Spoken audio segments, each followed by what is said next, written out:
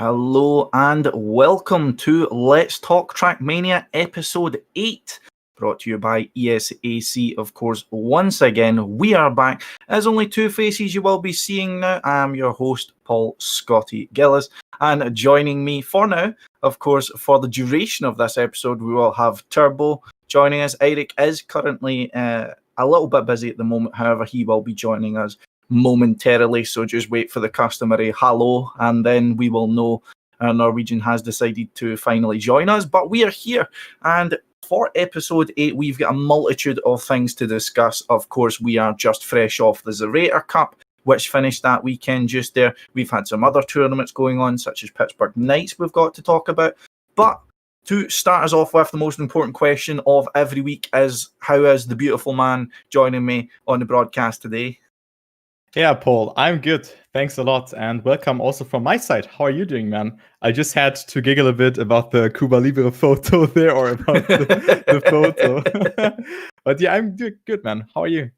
Yeah, I'm doing fantastic. I mean, a little bit of a giggle there myself. I mean, press F for Eirik. We know he's had these troubles before, shall we say. But yeah, as I said, he'll be with us in a few minutes. Not to worry, guys, as long as he gets his Discord up and going. But while Eirik is not here, I figured we'd have a little bit of a kind of mini topic for us to discuss to get everyone's appetite whetted for the duration of the podcast for today. And that would be to start us off with one of the new things that's kind of came into the game, which hasn't really been discussed as much. However, we have all experienced it. We all know about it, and that is the addition of ice. But I believe he has joined us. But I'll just kick off what I was going to mention there, just for while he's getting himself set up there. He has returned. But just a quick kind of summary of ice. Of course, there's a new surface that was brought into the game, and it was quite a little bit of a shake-up from what we're used to from different surfaces that have been in the game before. I mean, what can you tell us about your experience, Turbo, when you first found out about ice and you first drove it? What was your kind of first impressions and how you've kind of learned from there, so to speak? I mean, my impression beforehand actually was that it behaves like no grip a bit, but that was the complete opposite. And I mean, I had this training map going on where you had like this long ass 180-degree turn, and then this tight 180-degree turn. And this map was actually kind of hard for me, but eventually I got used to that. But now if I play Summer 03, for example, I don't really know how to do that. So bobsleigh is still a mystery for me. And it is all about holding your gear and everything. And it is super hard. And it's definitely something that will take a lot of time to get used to that. But on the other hand, like the normal ice, I think it's better. But also, I think the track of the day yesterday was very hard for me because you really want to exit very, very well on ice. And you also want to get your car around. So you want to stay 90-degree, but you have to countersteer, but not countersteer too much, or be in 90-degree. It's so hard for me, actually. It is super difficult, really handling my car on ice. What do you think about ice? Yeah, I mean, it was quite a big shake-up for me. I mean, I'm used to all the kind of different surfaces that we've had in the games before, and it wasn't really something I could draw a parallel to. I mean, you were talking there no grip, but I think we realised how different it was quite quickly when we got all of our wheels on track for that, so to speak. But it's a nice change. My only concern is how it starts to get used. You know, I mean, I at least remember from Tech when there was a bunch of new blocks that came in through like a title pack or something like that. They were spammed. Everyone was using them everywhere, even in places where it didn't really work. And I feel like for especially the direction the game's going into a more multi-style, I think that ice isn't really the best style to be kind of bringing into the game straight away. I think we've got a lot of other kind of areas of the game that we should be focusing on, but I think it's a nice addition. I think it can open up new ways to play the game, you know, some avenues we've not yet explored. But just as a kind of minor topic there, we don't want to drag on about that a bit too much. We'll go a bit in depth in that in some later episodes. But I understand Eirik appears to be good to go here, or is he still broken? So yeah, how's it going? Never. I would just want to add one more thing. It seems for me that ice is definitely one of the environments or the styles that favors full speed players the most, as it seems. That it's really, really about holding your momentum and getting speed. and thus you could have seen on all the tracks that are related to ice, the gaps between like local 1 and local 10 are tremendous. So that's the last thing I want to add. Let's go into that topic maybe next, or like in 2 or 3 episodes when everything is a little bit more aged. And Eirik, how are you feeling, man? Yeah, I'm good. Just finished an interview. Of course, had some Discord problems, but this time it was like Discord wouldn't even start. I was like, oh no, here we go again. But in the end, I managed to push through an interview, so it's gonna be on Trackmania Live tomorrow, even though that interview is not gonna be live. But now I'm here with you guys again. So all problems in the past are forgotten. The Sunday when I spoke with Turbo is forgotten, but now I'm ready to speak about Trackmania. But I cannot mention a lot about ice because, like I say, I'm not a Trackmania player. I'm just a casual fan, I guess. I would have thought you had the home advantage with the ice. I mean, being a Norwegian, you would. You have seen me on ice, dude. You have seen having ice. This shoulder is the victim of ice. Having ice in your Cuba Libre is also like a very important factor, man. It's too early to mention Cuba Libre, even though it's Tuesday, right? Summer 2020. Hello. Yeah. Exactly. But before we get a bit too sidetracked, this will turn into a completely different podcast if we let that happen. Of course, nice to finally have you with us. And we were just going through while you were away there the topics we're going to be talking about today. We've of course had the ZrT Cup that's been going about through the last 2 weekends at the very least, with the finals concluding and the weekend just there. We've had a new winner. We've had the full playoffs going their way. And we, of course, had some records being broken, some new trends being set by ZrT, I suppose, with some pretty big numbers. But Eirik, I mean, you were doing a lot of coverage for that weekend in general. How was your kind of impression of how it went? If you could kind of encapsulate that kind of weekend feeling into one thing, so to speak. Well, I think I have a pretty good overview of the sort of storylines, but I don't think I have the best. If you go into, let's say, why Gwen beat Carl Jr., I don't think I can be the technical guy there. But the major storyline for me was that in the qualifications, I think people expected maybe ZrT to do higher numbers. His peak at the qualifications, if I recall correctly, was 86,000 viewers. That was lower than in 2019. And I think people expected him to have higher numbers then, simply because it's a new game, so it will be naturally more hyped. But then people forget maybe that during the qualifications, he allowed Domingo, Kameto, Solari to stream. And now it was only ZrT. And now you saw what sort of power in the terms of numbers he can bring into the game. Mm-hmm. I mean, me and Turbo predicted this on the preview. I think Turbo said 80K. And I was like, I'm going to be ballsy. I'm going to say 130K. And I was even too short. It was 140,000 viewers watching this game. That is the single highest peak this game has had in the history of the game.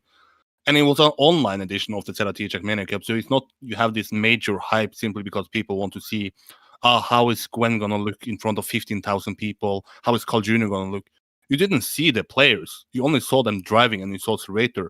Or sometimes you didn't even see the player driving in the first semifinal. But you get the point. I think the viewers are higher than expected simply because compared to the qualifications, they are enormous. And last year it was sort of equal in just the viewing numbers. So that is the biggest takeaway. And I think besides Gwen beating Carl Jr., I think that is going to be the major thing to be remember if you look back at this cup in 3 years, that damn, he actually broke 100,000 viewers. And not only that, he went 40,000 viewers past that. So simply insane what ZrT is able to do and the numbers he's able to pull every year. Mm-hmm, for sure. I mean, it's certainly been almost a snowball for him since he's especially started in the last few years, especially in these numbers you can translate to Trackmania. I mean, of course, I'm not a follower of ZrT myself. Of course, he's a French streamer. So, of course, our French community out there will be able to educate us more on how his kind of base is progressing, so to speak. But you can see it when it's translating into massive increases in numbers for the events he does host, things like the ZrT Cup, things like the ZLAN, and even his involvement in the tournaments. I believe it was Catalan last year, again received a significant amount more interest as a result of him participating in the tournament itself. But Turbo, of course, you were also part of the preview show with Eirik on the Sunday, being part of the kind of hype squad going into Part this. of it, you basically carried it for 1 hour when I was sleeping. Yeah, although I didn't hear anything about that, so I Uh-huh. suppose maybe you guys will need to tell me a bit more about what went wrong there. But in terms You know of what went wrong. well, I suppose Hello. if it's got you involved, I've maybe Yeah, got a few ideas. But I mean, you were kind of invested in this event. I'd like to say, of course, both in a player capacity in past and also through this edition. I mean, how were you kind of following the event, and what kind of what was your feeling coming into it and coming out of it? So, I mean, for the qualification, I was like a bit, like surprised that other people than ZrT could actually cast the quarterfinal by the name of Domingo, of course, who covered Bad Lulu's match. But on the other hand, I think it really created some awesome moments. We had this top 1 moment where Domingo just put Bad Lulu just on his shoulders and just celebrated with him. So this was a very, very cool situation. And I think I didn't really go with too many expectations into the semifinal. I mean, I hyped it up, and just when I wanted to end, I was like, oh man, we have a semifinal coming up, and then also a very spicy semifinal, which was very good. The first one, the second one was a bit more clearer, and then the final, of course, was good. The battle between Carl Jr. and Gwen. But I really enjoyed this tournament, but my expectations were not really that high since the last year that was just insanely good, where I was really attending this event. So I think an offline event could have made this one better. But I mean, speaking to the online numbers, this is just ridiculous. Mm-hmm. And I mean, if we kind of take the numbers out of the picture, of course, that is quite a storyline going into this, is how popular the event was, how much viewership it gained, how much kind of publicity and attention it generated overall. Eirik, in terms of the event itself, as I say, if we take the numbers out of the equation, how would you kind of gauge how successful the event went overall in terms of, you know, the results, the kind of engagement from the community itself, how they felt about the event, if they were hyped up for it, if they feel good about it afterwards? What's the kind of feeling on ground level for that, would you say? Yeah, I just want to mention, if you take away sort of the numbers, I think maybe you take away sort of the major reason why I think the international people like this game or like this event. But I think this event, in a weird way, helped the hype for the next event. Because now you're going to head into Bercy and Holdal Arena with Carl Jr. is not longer the winner of this cup. He's then going to have it's sort of like you can compare it to when ZrT first went offline. The first offline edition, people are like, okay, Carl Jr. has won it 2 times in a row. Now he's going to be crowned as a new champion in front of the people in Paris. Then Javier Flyer beat him.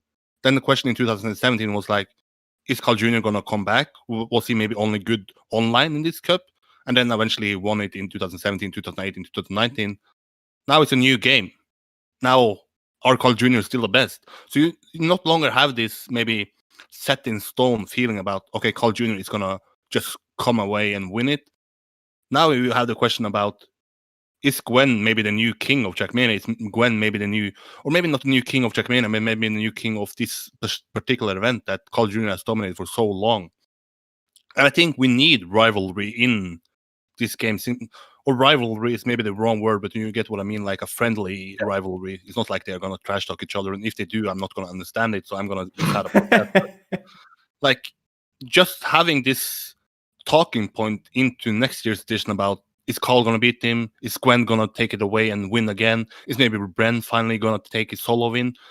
So simply having that talking point going into next edition that is going to be hopefully in Holdal Arena, just going to make that edition even bigger. The people are then going to be, or the players are then going to be more used to the new game. So it's not going to be like, or maybe Gwen won because he's the fastest learner. Maybe he spent more hour in the new game than Carl Jr.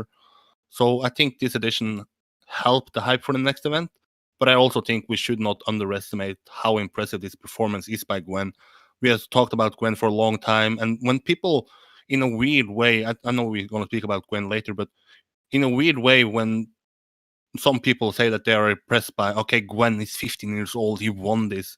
And then you have the other side of the community or other side of the chat saying like, Yeah, of course. He just played since he was 4 years old, so he's not that impressive.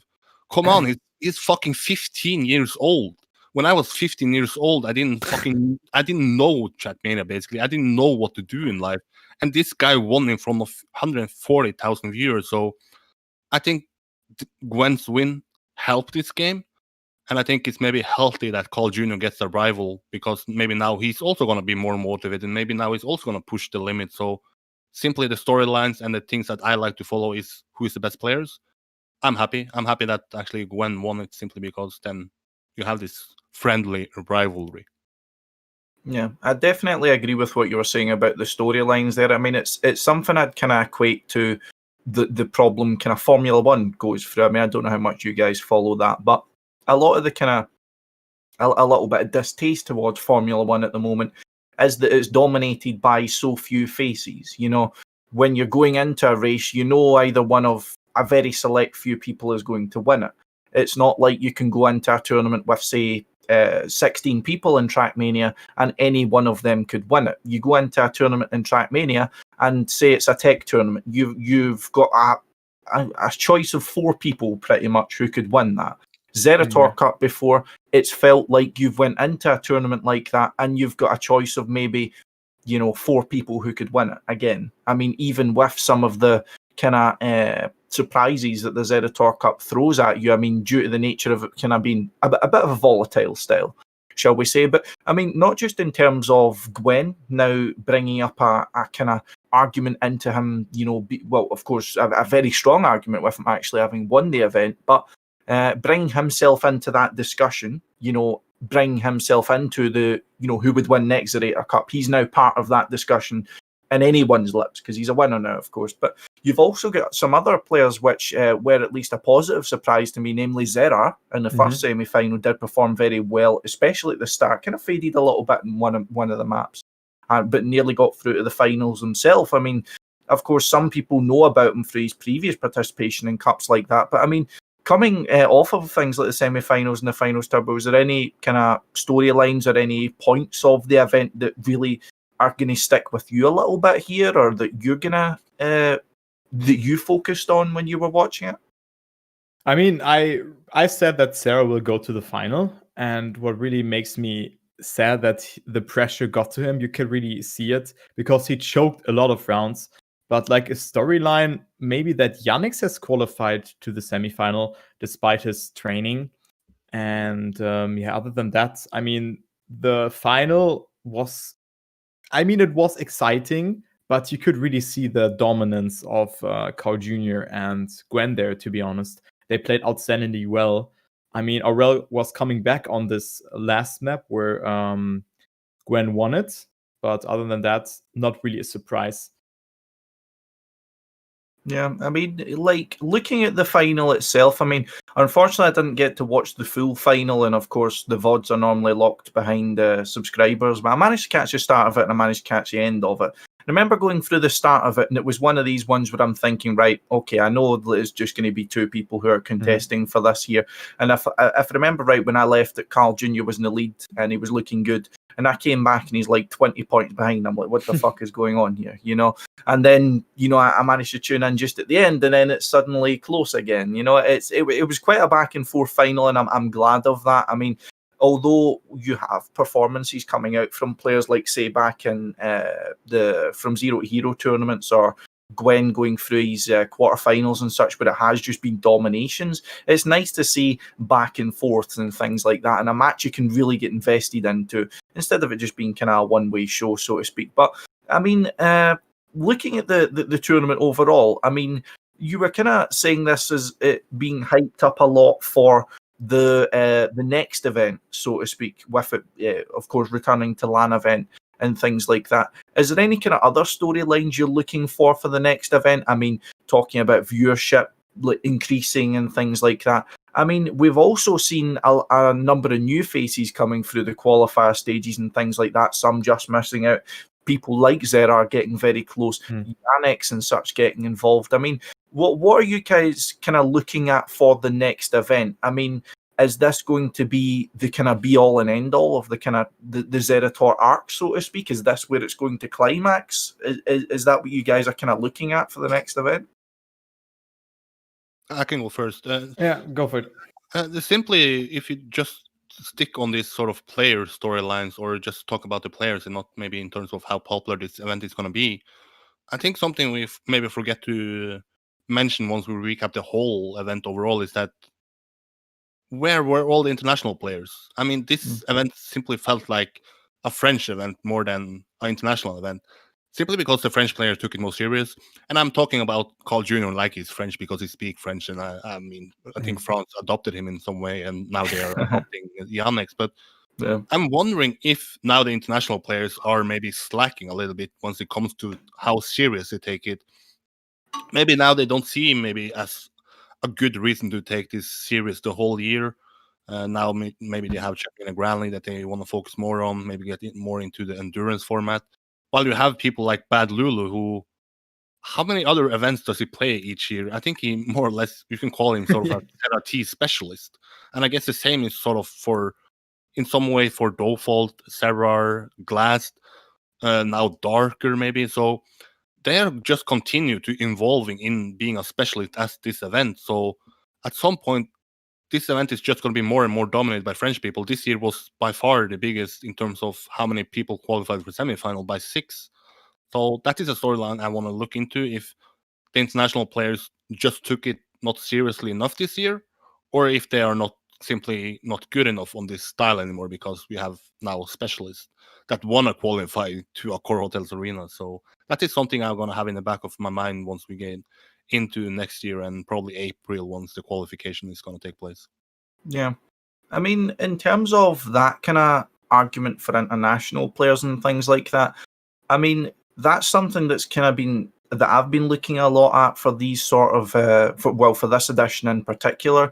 It just seems to be that, I mean, in terms of this, if we kind of separate it into two groups, your international players and, of course, your French-speaking players, of course, that takes in people like Yannick, that takes in a lot of your Belgian players, that takes in Canadian players, or French-Canadian players, will specify.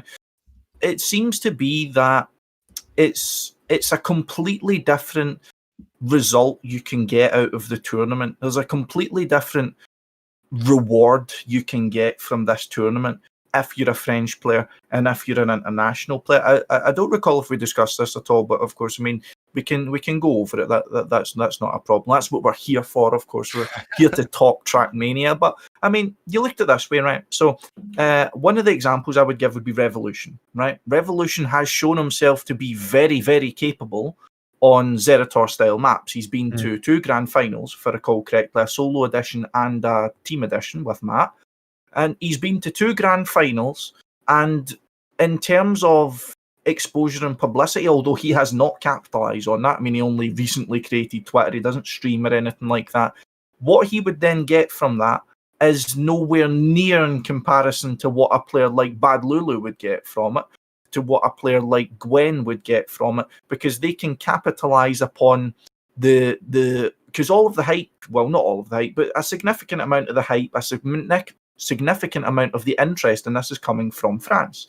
It's coming from French-speaking people. It's coming from, French organizations, the likes of your Domingo and things like that. I mean, that it's the way I looked at it, especially with it not being a LAN final this time. I think some players who were international are looking at this thinking, right, what do I get out of playing this tournament? Because ZrT has been very open about his tournaments. They're not for the players. They're for the fans. Mm-hmm. He's spoken about that before. I think it's just if the player doesn't have the incentive in front of having that unique experience, playing in front of thousands and thousands of people, then they're looking at it more as either just a pure competition, or they're looking at it as a payday, and that only appeals to a certain amount of people. And there's no secret that it's a very, very well-hunted tournament because, as I said, French people are very well incentivized to play this event, to hunt this event. I mean, we've seen this event make streaming careers for these people, We've seen so many new Twitch partners being made because of the interest from ZrT Cup. We've seen community personalities rise through the ZrT Cup, new names being made in France, of course, from this. I just think there's not as much incentive for international players to be going for it, and you see that by not as many of them participating, and the ones that did just not caring as much, as there's just not as much they get from it. But you were one of the international players who did at least get involved in the cup and has historically been involved in the cup. So, I mean, I'm assuming you've kind of spoke to other players about it. I mean, would you have any more of an insight on that at all, Turbo? So I would say that it's actually the prestige to go on stage for the most of the people who really played there. And I mean, when the English players did discover the game, the French people just try hard at the game. And I think it's also the lack of practice that the English players have gotten. And you've already mentioned it. It's like there's a French streamer. This game is more hyped in France. And in general, there's a huge French community, not only behind ZrT, but behind whole Trackmania community. And you could have seen it, 5,700 people signing up for this tournament. And I think over 4,000 players have participated in this one. And it's so much for the players actually to get a chance into streaming and to everything. And you can see Darker and also Bad Lulu getting the raid from ZrT afterwards. I doubt that ZrT would have raided a person afterwards if he was not French. I'm claiming that, but maybe some French people saying, "Yo, this guy is English. Why should I like follow him?" Or so. Maybe the minority of the people, but I mean, there is much more on stake for the French people in this edition than like on an offline edition or something like that. Because the main reason most people really practice for this competition is because you get on stage, you have the feeling to play in front of a crowd and everything. And I mean, when I talked to the other players, they said to me that they practice a bit, but like only maybe 1 week before that. I mean, myself, I've practiced 15 to 20 hours for 14 maps, which is like basically nothing. So like discovering the maps, and all the French people just seem to be very sick and very no-lived because they want to give it a shot. Yeah. I mean, Eirik, coming into the next event, as you've said, you see it as a kind of storyline that's kind of emerged out of this event. Is that something you imagine changing coming through the next year? I mean, I can understand the international community's lack of involvement in this one. And there's always kind of been the argument of the international community feeling a bit alienated by the ZrT Cup from, lack of English streams and things like that. Is this something you imagine changing for the next edition? By changing, you mean having English cast, or No, by how the people are going to be motivated? If you would imagine the international players getting more involved in the next edition. That's what I meant, sorry. Yeah, probably. But of course, or not probably, but of course, because it's going to be the biggest stage Trackmania has ever had in front of 15,000 people. And like Turbo is mentioning that pretty much every player you speak with, I think they are almost more happy that they qualified to, let's say, Strasbourg or to Lyon or anything where the cup has been, simply because it's a bigger step to go from the quarterfinal to the semifinal, because in the quarterfinal you sit in your own room, but in the semifinal you play in front of a stage. While if you win it, you're still on the stage, you just won it. But if the mentality is that players didn't play this year because now you missed something, then you're looking for maybe excuses to not take it as serious. I respect a lot of players simply because they went from tech to Trackmania Grand League simply because they are competitors. They just want to be the best at the best. And now you know that the French players are going to take it full serious. You know that Carl Jr. is going to take it serious. You know that you have an up-and-coming player like Gwen. You have one of the best players in Bren taking it serious. So if you want to prove that you are the best player in this game, ZrT Cup is one of the 2 opportunities you have that you know that, okay, the other players are actually going to be trained. You're not going to sit back with an excuse of saying that, oh, Gwen just won because he played more. I see some people using that argument. That to me is bullshit. He won because he's the best player, not because he played the most hours. And if you are a top player that wants to be the best player, why not play this event that comes out? ZrT Cup is once a year, so I don't understand players that don't take it serious. Maybe it was because of the new game being so close to the event itself. I saw some spam mentioning that he want to discover the game and not only go full no life. But I think they are going to be going full ham once we come to Bercy. But I missed them this year and somewhat don't really understand it, but at the same breath understand them, if that makes sense. that sounds a little bit confusing, but that's okay. I mean, as long as my head, I'm confused by myself sometimes. Yeah, that's okay. I mean, we know. It's just, yeah, Just me. the less said about that, the better, shall we say? But yeah, I mean, I certainly I see your point in terms of being competitive and things like that. I mean, me as a player personally, I feel I kind of separate the ZrT Cup from a lot of the other kind of tournaments that happen throughout the year. I mean, that's just my kind of output on it. I mean, if the ZrT Cup was taken as seriously as most of the other tournaments which you see nowadays, they'd be calling that the World Championship by now. With the amount of with the stage it has, with the kind of exposure.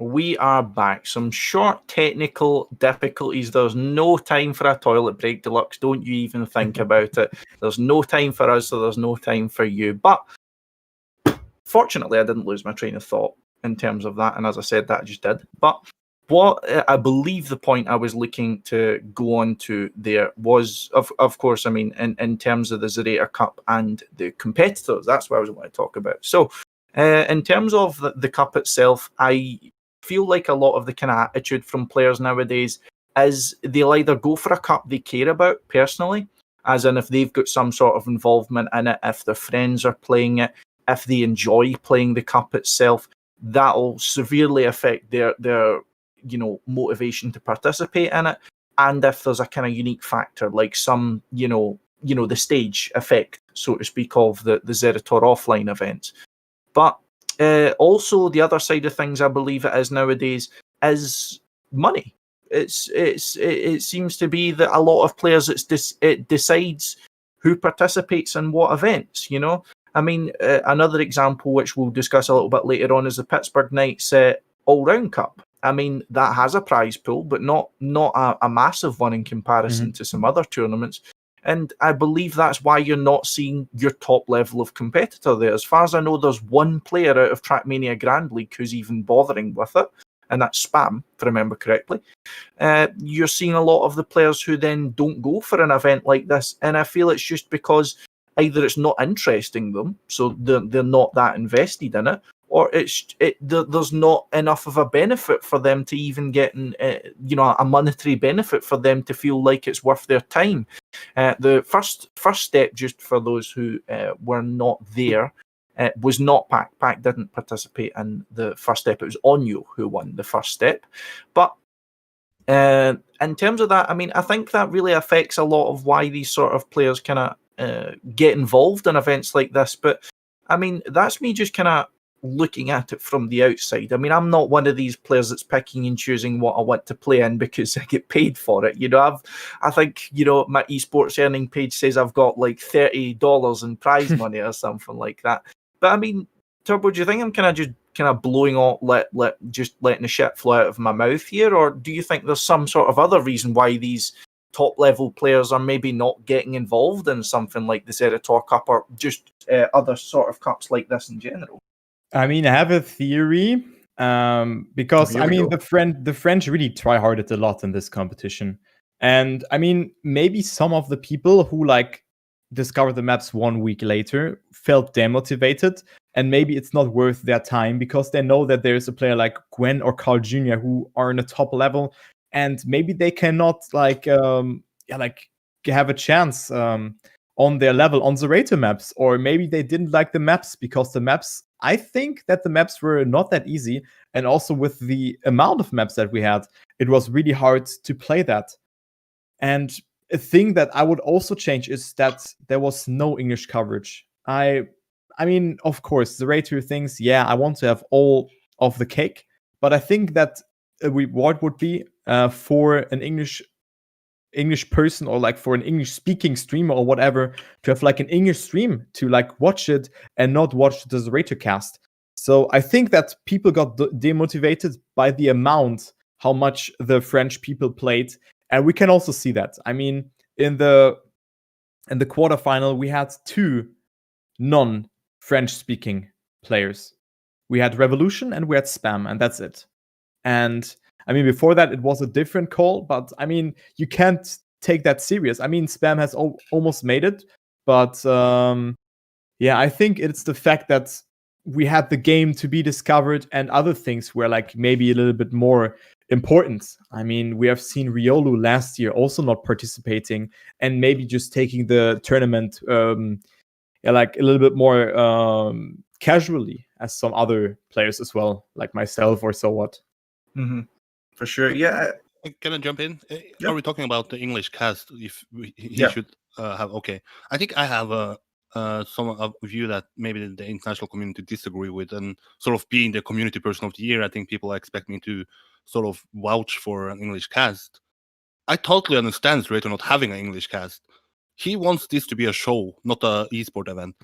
Maybe if he put this in the hand of, let's say, Riolo, I think is the best caster, or G Geek, who's now becoming maybe the replacement for, or now maybe you or Turbo.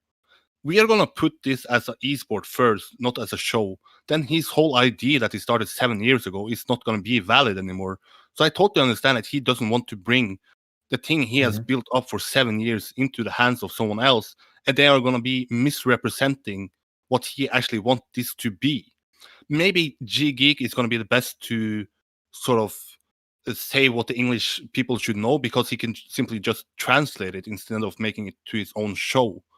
I saw John making in a Discord call that maybe if a big streamer suggests something to his creator, then maybe he's going to see the benefit of the exposure. But at this point, the only benefit he gets is that he's going to shut up the English community by them asking for this.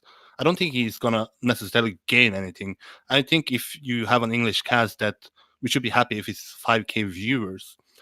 So, of course, I would like it, because I'm going to be selfish to say that I would love to watch this as an English caster, but I can totally understand ZrT's view that why should I give this into someone else's hands that might misrepresent it, instead of just having full control so I can exactly know what I'm representing to the people that is going to watch it. And if that's French only, then that's the case. But I don't think it's going to change. It's not changed. And it happened one time that the grand final was cast in English. So yeah, by Spam. Yeah, exactly. And if that is your talking point every year, that you're going to be demotivated by not having an English cast, then I don't think this cup is for you, because this is a cup by ZrT. This is not an official cup hosted by you.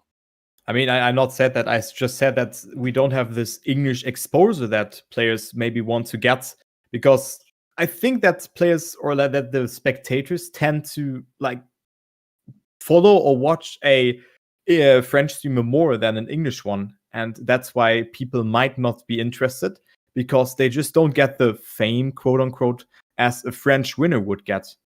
You know? Well, I think, yeah, valid point, but I think that's also wrong, because the exposure you get, let's say if the exposure I get, let's say if I interview ZrT, if that was in French, that would be a lot bigger just for me, the saying that, yeah, I did it.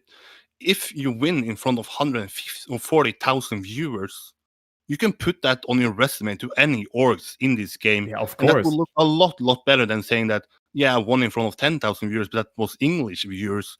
I think simply, if you say that, okay, this is a lot of exposure, but it's just for French people, I think you're wrong. I think not you necessarily, but I think people are wrong by saying that it's only a chance to get exposure for French players. We don't know that. I mean, Javi Flyer, if he was like still around, if he wanted to stream, he could have benefited from that. I remember Koons in Cup 2 and 3. I think he had a lot of viewers. He got a lot of followers simply because people like, ZrT brings you up. So ZrT likes to bring up people like Koons. I think he likes to bring up people like Spam.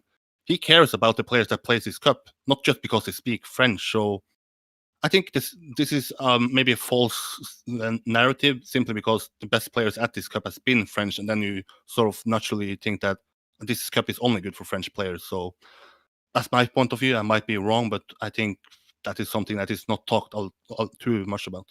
Yeah.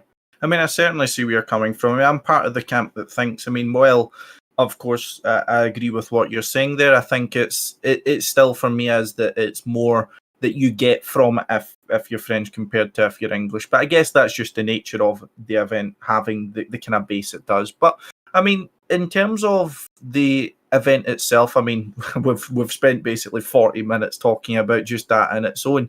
I mean, what was one kind of thing I wanted to talk about the event as well?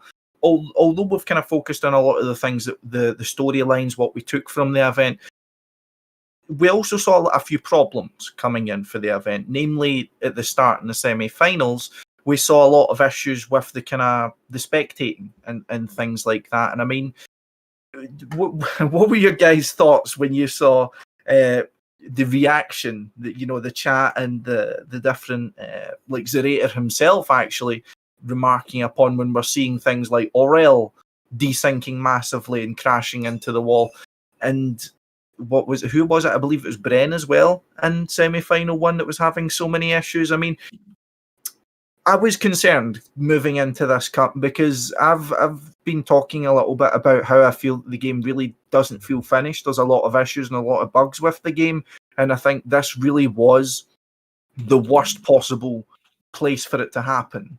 It was the worst possible, stage for it to happen when 90,000 people are watching, and then there's a massive spectator bug, which, in my opinion, kind of ruined a bit of the viewer experience for me when you're not really knowing what kind of position people are. And I mean, what were your kind of guys' thoughts? I mean, was it fine for you guys? I mean, how do you think that had a big impact at all in the first semi-final? I mean, I understand both of you were watching it at least. Mm-hmm. I mean, in the podcast beforehand, I had the question: will there be any game-breaking bug or something like that, or anything spectator-based or whatever? And I said, no, I don't think that this will happen. And then, like 2 rounds in, and this happens. I think the chat, or like ZrT himself, took it with humor. Some rounds were close, as you could have seen from the CPs, but in the end, I mean, you could have seen like the decisive rounds and everything, but it still killed a bit of the spectator like experience, since there's one player just doing arbitrary things, but somehow still being in a fight. You have to look into the CPs, and yeah, I mean, I think even Nadeo knew from that bug, and they have not fixed it. As I've got that information from my chat today. I don't know if this is true or not, but if so, it would be bad because they have known of it and they have not fixed it. I think the good thing about this was that ZrT was the guy casting it. He basically said, once I was talking with him in Lyon, I said, "Are you ever getting nervous?" And then I was referring to, "Are you nervous before you get onto a stage? Because it's going to be a lot of live viewers.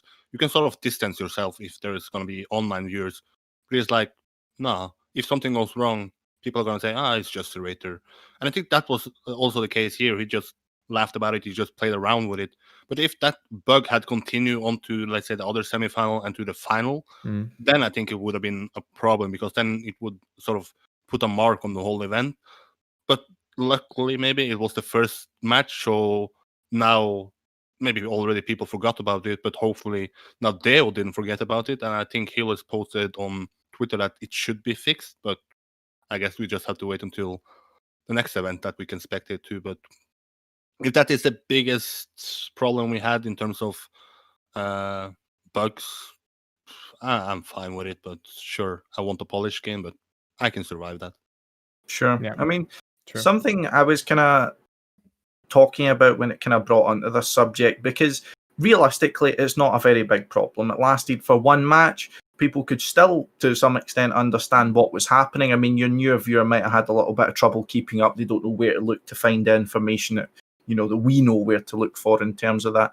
I was a little bit concerned on how, you know, it kind of did highlight that the game was still a little bit broken, whereas a lot of people haven't kind of dug that deep and haven't seen some of the bugs that, you know, your more experienced player has kind of been and looked at. But we've saw through the past, I mean, there was a lot of criticism in the deal through, especially the Trackmania 2 lifetime, that not a lot of work was getting done on the game. And people were kind of critical when it came to ZrT Cup last year, when a big kind of wave of, you know, shall we say, content get released, new blocks and things like that to kind of update what was possible for the game for the ZrT Cup and things like that. And we've seen there has been quite a few bugs with the new game. Of course, I mean, as it's been spoken about many times, you know, games nowadays don't get released perfect. That's just the way it is. I mean, I would personally have expected things to be working a little bit better, but I guess that was me being a little bit more hopeful considering Nadio's track record. But, I mean, you look at this isn't really something we'd want to be figuring out or having to be fixed during the biggest stage that the game's ever had. As you were mentioning earlier, Eirik, I mean, 140, 130,000 viewers or whatever it was, that really isn't the kind of platform which you want to be seeing, you know, this sort of thing happening. And as I was speaking to people about it, this bug was known about after day 1, day 2, day 3. You know, as far as I understood, it was even people knew about it in the beta stages and things like that. And to me, I don't know how you guys feel about it, but it concerns me when, I mean, I'm glad that it's now going to be fixed as a result of the ZrT Cup highlighting it, but I would prefer it didn't even get to that stage. But I don't know. I mean, it felt like some people were getting the attitude that a lot of work was getting done by Nadio just for the ZrT Cup. Fixes were coming in for the ZrT Cup. Content was going to come in for the ZrT Cup. And I suppose for the next year and the years going forward, I mean, there was kind of hints put out that well, it was going to be this year, of course, but either it was going to wind down with the ZrT Cup in the following years or even stop altogether, and he was going to continue with his own projects by being, of course, with the Accor Hotels Arena. I mean, you can't go much bigger than that, as some people were saying, without going international. It's kind of, I can only hope that we will see a little bit more kind of proactivity going forward than that. But I mean, do you guys have any kind of closing thoughts on ZrT you'd like to address before we kind of talk about another kind of, well, isolate a kind of storyline that came out of that and Gwen? I think just quickly, I don't think we should take ZrT for granted. I think we should, and I think maybe this is a bigger problem in the Trackmania community, and I think might be a sort of a reason to that problem as well. That instead of mentioning that the good parts about what people bring into the game, we are really good at pointing out the things we dislike about something. Mm-hmm. Now, instead of people maybe praising ZrT for once again hosting a big tournament, once again being big exposure, the thing I heard most was maybe like, why didn't he care about English viewers? He cared about the fucking whole Trackmania community when doing this for the community. I made an own video about how it's changed Trackmania. If I could sort of put that more into, let's say, I don't know, subjective, it's our own feeling, right? So I would say saved Trackmania. I think ZrT has saved this game. If it wasn't for ZrT, I don't think I would be personally. I said it after last year's ZrT edition that the only reason why I'm basically sticking so much around is because I believe so much in what he can bring into this game with Accor Hotels Arena. Now, of course, there's a new game, and now Accor Hotels Arena is delayed another year. But he's one of the main reasons why I'm still in the game and why I still believe in this game, because he simply brings in so many viewers, so much hype, and it also makes Ubisoft and Deo believe in this game, and that is the biggest maybe thing he's doing, that he makes them believe in that, and then maybe we can pay off for that. So I think people should respect him more and maybe don't be afraid to say it. just say that instead of maybe pointing out some small problems that you have with this cup and sort of making that into a big problem. Mm-hmm. Yeah, I agree with you that a lot of people do take what is kind of brought into them for granted. As I feel it's one of the things that, because it has been and has kind of I say isolation in terms of, you know, the French cast, a lot of French players and things like that. A lot of the people who are kind of outside that bubble that maybe aren't at the level of quality of a player where they can, you know, reap the direct benefits of going to a LAN event and things like that. I think, you know, it does fall victim to focusing on the negatives, because that's all they can see in front of them. You know, they don't look at the long-term effect of all of these other players that have kind of came into the game as a result of this and things like that. But I suppose it's all in perspective and how you rationalize that your kind of viewpoint on this, which I suppose is always going to be down to the individual. I mean, we're here, as I'd like to think, as more level-headed individuals than most, or at least you two might be. I'm certainly not. But I mean, kind of moving on to one of the next subjects, which we were wanting to discuss at this point, was kind of one of the main storylines, of course, coming into this event, which was the 15-year-old prodigy of Gwen. Now, I understand. I mean, I've certainly got a few things I can say about him, but I mean, Eirik, you're being the kind of person. I mean, straight away when we had our bet about Trackmania Grand League, you're telling me that Gwen's going to be in the top 3, and you've been talking a lot about Gwen throughout the past few months, and even I'd say up until up throughout this year, singing his praises, and of course it has reaped his reward. I mean, you can be that guy. I told you so. He's came out on top at ZrT Cup. But, I mean, you were talking a little bit about there, some of the kind of community was downplaying his achievements and things like that. But, I mean, from your time following Gwen as part of your role in the community, can you tell us a little bit more about him and how he's kind of got to this point? Well, sure, I can do that. And, of course, I'm going to say, I told you so. He's going to be one of the best players in this game, and he's going to do it fast, because for every... It's sort of like, I don't know, a graph that sort of in the start you slow down and then eventually just peak and peak and peak, and then you have to wait until it flats out. But I think the video I uploaded of him playing once he was 4 years old is maybe now doing him some disservice, because people are now going to say, he trained for 4 hours each day. His father put him to play for 4 hours, and that's why he's so good now. If I understand Gwen correctly, he played this game when he was 4 years old, but he was a kid, so he did a lot of other stuff as well. He didn't start playing it like we know playing Trackmania like daily until he was like 11 or 12. But he came into the scene, I think the first time I saw him was at the last GA, and he was knocked out pretty early. But he became on sort of my radar once last qualifiers. He won 7 out of 7 matches in the qualifications with Wingo Bear. And people are saying like that he carried Wingo Bear, and I think that is wrong, but still. Already then it was like, Gwen, he can maybe do it already in Strasbourg. Then he failed in there. Wingo Bear actually qualified and won his finalist mode, and it was Gwen who sort of was the bad part of that duo. He was so heartbroken backstage. Of course, 14 years old, and I guess Trackmania is everything in the world. But since then, he's just improved. Story of 2019 in the end was that Gwen is the winner of pretty much every smaller cup, Swears Cup, F-Ray Cup. Started 2020 with winning French Championship, Open Grand League. But the question was always, is he ready to beat Carl Jr.? Is he ready to beat these players? And I think I brought up this point a lot before, because I have always respected his skill level. I mentioned in your cast or our cast or podcast, I don't know, I'm pretty much all over the place, that he can be up there, and it was I still don't understand why he was not in the Trackmania Grand League Season 1.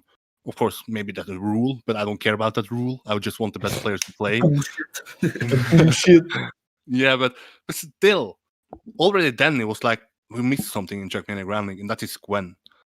And then you have some people are going to be fanboys and say, yeah, Gwen is so much better than Carl Jr. already. And then you have the other side that are going to be like defending Carl Jr. and say, Gwen is not top 16. So it's always been, where are Gwen actually placing against the best players? Maybe you got the answer now. If not, what are you waiting for? Are you waiting just for the Trackmania Grand League to base your result about how good Gwen is? Gwen is a world-class player now. Gwen has won a major event. Not many players have won a major event in Trackmania. I mean, Carl Jr., you beat Carl Jr. at ZrT.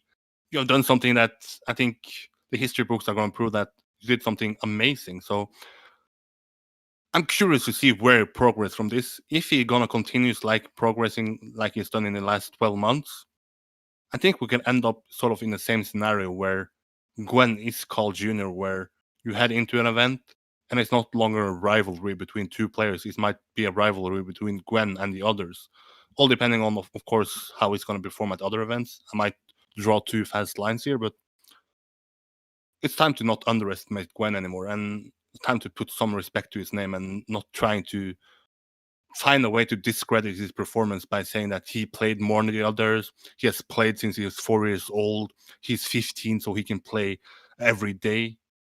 He's just fucking good at this game. Give the man or boy, I guess. Give the boy some respect. I mean, come on. Yeah.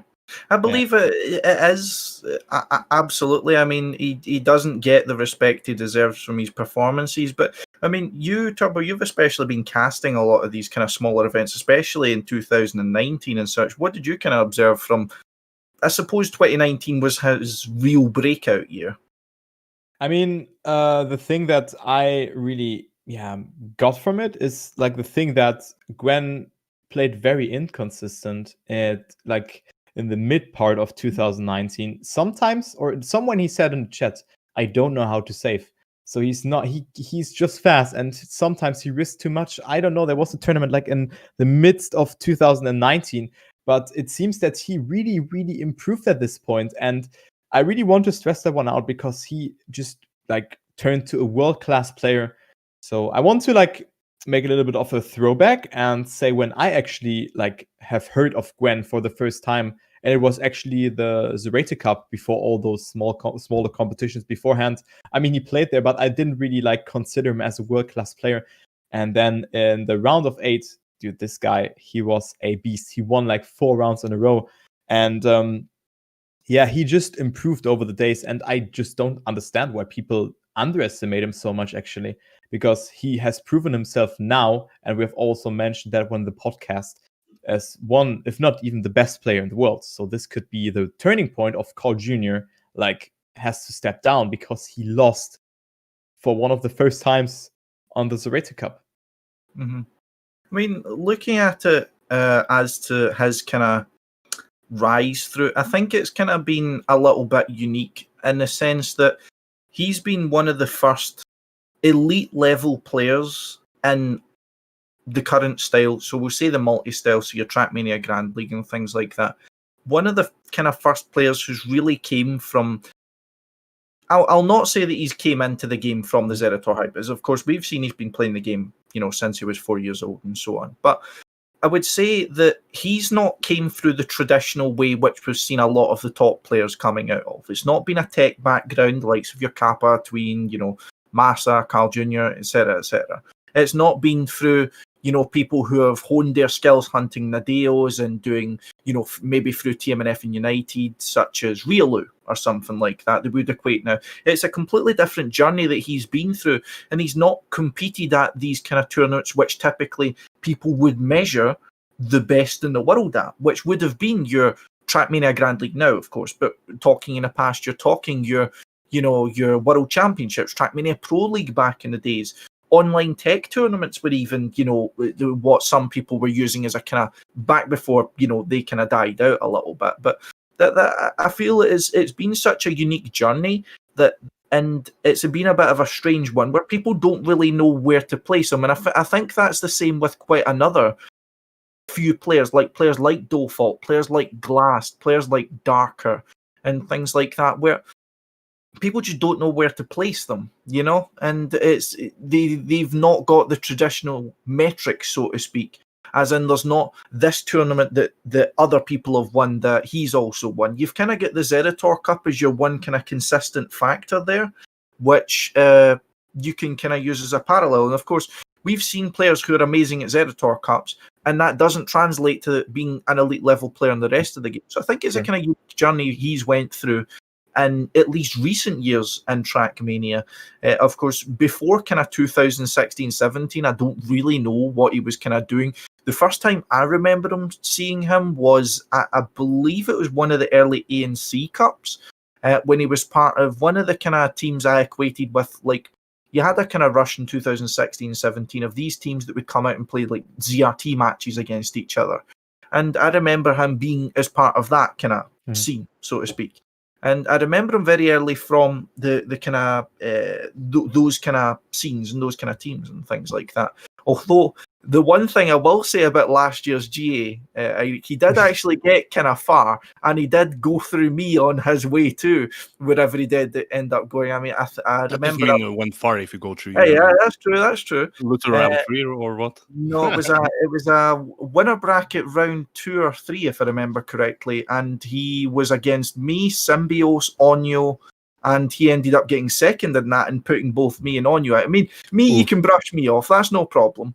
You know, that's absolutely fine. But Onyo is no joke. You know, Onyo, a lot of people would say is an elite level kind of tech player, of course. But, I mean, in terms of Gwen as a whole, I think a lot of people do kind of look for excuses in terms of, you know, he's only good because of this. But, I mean, there is a few kind of things you need to look at when you're looking at a player who is at this kind of elite level and is at this kind of age. And one of the kind of comparisons I'd like to draw to this, and one of the kind of questions I'd put to you guys, is Javi Flyer. Now, we saw Javi Flyer kind of, I would say, reaching his peak around about the time where he was, winning the ZrT Cup. He was performing extremely great in online tournaments as well. He was getting in that kind of argument to defeat the likes of Carl Jr., who was the kind of end boss of Trackmania at that time. Now, of course, shortly following Javi Flyer then winning the event, the future took a turn for him. He ended up going into the army. I believe he's pursuing some sort of career path in law in the army now throughout his years. And it's one of the kind of things which I would then kind of like to bring as a question into Gwen's case. Now, Gwen he doesn't have a career yet. He's 15 years old. You know, I'd assume he's still in your kind of, as I would call it, secondary school now. You know, I'd assume he doesn't have a job. You know, he's still going through his normal school, not yet dedicated to a specific kind of study, like through a college or university. How do you guys imagine the kind of trajectory of Gwen going forward now? I think, at the very least, he's still got a few years of not having to worry about, you know, going to university and having to dedicate so much of his time to studying, or having to worry about, say, traveling for job opportunities and things like that. So I imagine it's at least going to remain unimpacted for 1 or 2 years. But we saw that got in the way of Javi Flyer's kind of, you know, rocket to superstardom, so to speak. What do you guys imagine the future holding for Gwen? I mean, I'll start with you, Eirik, because you've kind of done a lot about him previously. I'll put you on the spot here. I mean, I'm fine. Of course, I'm gonna be ballsy. I'm gonna say something. I'm trying to do what I'm doing in Trackmania simply because I want to catch the train before it. I'm sort of, or I'm gonna try to put it into English phrase. I want to be on the train before it goes. Like, if Trackmania blows up, I want to be known as the sort of guy to cover it. Because I think if this somehow blows up and becomes somewhat massive, then I think it's harder for a guy like me, who's maybe not the perfect English speaker, maybe not have a journalistic background, to eventually get into the scene and get to know these players. So that's why I want to position myself. Imagine if this game now suddenly breaks out, pops up, becomes mainstream. I think everybody wants to be Gwen then. He's 15 years old. He's becoming one of the best players. And then he's going to become the best players once this game is blowing up. And he still has a future in this game. So going forward, I think he might be so lucky that he can potentially somewhat live from it. He can sort of maybe know that, okay, I'm from France. Trackmania is big in France. I can probably get an org to support me. Now Trackmania Grand League is here. That's some sort of financial security, even though if ZrT is going to pull out. And even I don't think ZrT is going to pull out. So still we have ZrT doing his stuff. So I think he is going to know that Trackmania is a potential future for him. Maybe not as a full career, but maybe he doesn't have to think about a side job. Maybe he doesn't have to think about stuff like that. So I think the future is great. And I think he's lucky that he's born when he's born. I think he's lucky once the sort of factors come into Trackmania that is hopefully helping this game eventually grow. And he's going to be one of the first guys on this train, and he's probably going to sit the longest on this train simply because he doesn't have these things to think about, like you mentioned that maybe Carl Jr. soon have to get a full-time job. Maybe eventually he gets kids like Tamarillo, or Gwen is the perfect age, perfect skill, perfect place to be born in, and the future is great for him if Trackmania's future is great. So yeah, let's go vice versa, right? Yeah, for sure. I mean, and like I think he's in the perfect position to take advantage of, what is then to come in this game. If it's of course going to be good, if it's going to break out like we want it to, if the Trackmania Grand League experiment works, and if all this kind of investment that they've been putting into this new game does eventually then reap fruits, he is, as you say, in the perfect position to benefit from it. I mean, he is apart from Evon, he is significantly younger than pretty much all of the other Trackmania Grand League participants. So, I mean, we've always spoken about it. We're speaking it in a kind of argument against, how does the kind of French community benefit compared to the international community? As we've spoken about, a lot of the top level players in the international community being, in some cases 10-year veterans. They're not going to be staying in this game forever. We're talking about people in their 20s and their late 20s in some cases. These are guys who will eventually move on, and there's not as much time in the clock left for them as there is for someone like Gwen, who's got many, many years in front of him. And I would say video games in general, esports, if I can encapsulate it into, is a young man's game. It is a game which, when you're seeing a new kind of prodigy coming into the game, they're not 28 years old. They're not 30 years old. They're 15 years old. They're 14 years old. Something like that. It's almost the same when you look at any other esport that gets played. Counter-Strike, your new up-and-coming players are all early teens, So I think that, I mean, I'm sure there's like physical, kind of mental kind of differences between, like say for example, when you're younger, you absorb more information, you learn quicker, for example. I don't know how much. I don't know really a lot about that. I mean, I'd certainly advise you guys to do your kind of own study into that. But it is a young man's game. He is in the perfect position, as I said, to kind of capitalize from it. But I mean, so moving forward then for Gwen, I mean, Turbo, I mean, you as I said, you've been casting a lot of his kind of tournaments the past year. You've seen what he's done in the ZrT Cup this year. He's in Trackmania Grand League. Now, Eirik has, of course, talked about his kind of side bet, so to speak, for him to be top 3 in the upcoming TMGL season. We've seen, of course, him winning ZrT Cup. What do you think that means for the upcoming tournaments, the likes of your Trackmania Grand League? How do you rate his chances for these upcoming events? Now that instead of him being the underdog, instead of him being the up-and-comer, he's already on the map now. He's essentially now going to be on the other side of the odds, so to speak. Yeah, so people will definitely have like expectations coming into the new season, because now we could have seen like one of the first times, excluding now the test match, where Gwen has played against Carl Jr., who is arguably the best, or one of the top 3 players out there, and he has actually beaten him. So maybe this could put some pressure on his shoulders not to be the underdog coming from the OGL, but beating like one of the top 3 players who are actually in the Trackmania Grand League. So it is a very, very hard topic, but I think that he will eventually perform good despite having that like not underdog position anymore. Yeah, I mean, I suppose it is kind of putting yourself on another side of the kind of odds, so to.